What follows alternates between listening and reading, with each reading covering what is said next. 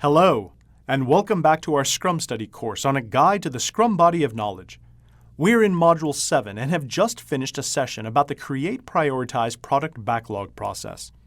In this module, we're going to learn about the Conduct Release Planning process. The inputs to this process are Scrum Core Team as described in Section 8.4.1.1, Business stakeholders as described in Section 8.2.3.2, Project Vision Statement described in Section 8.1.3.2, Prioritize Product Backlog as described in Section 8.5.3.1, Done Criteria as described in Section 8.5.3.2. The first tool used in this process is Release Planning Session. Release Planning Session. Release planning sessions are conducted to develop a release plan. The plan defines when various sets of usable functionality or products will be delivered to the customer. In Scrum, the major objective of a release planning meeting is to enable the Scrum team to have an overview of the release and delivery schedule for the product they are developing so that they can align with the expectations of the product owner and relevant stakeholders, primarily the project sponsor.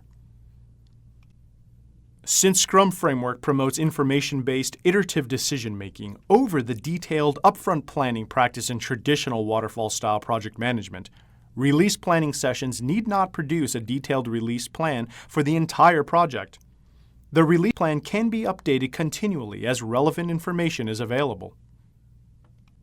The second tool used in this process is Release Prioritization Methods. Release prioritization methods are used to develop a release plan. These methods are industry and organization specific and are usually determined by the organization's senior management. One output of the Conduct Release Planning process is the Release Planning Schedule. A release planning schedule states which deliverables are to be released to the customers, along with planned intervals and dates for releases. There may not be a release scheduled at the end of every sprint iteration. At times, a release may be planned after a group of sprint iterations are completed. Another output of this process is the length of sprint.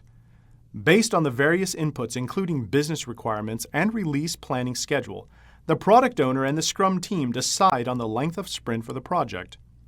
Once determined, the length of sprint often remains the same throughout the project. A sprint could be time-boxed from 1 to 4 weeks.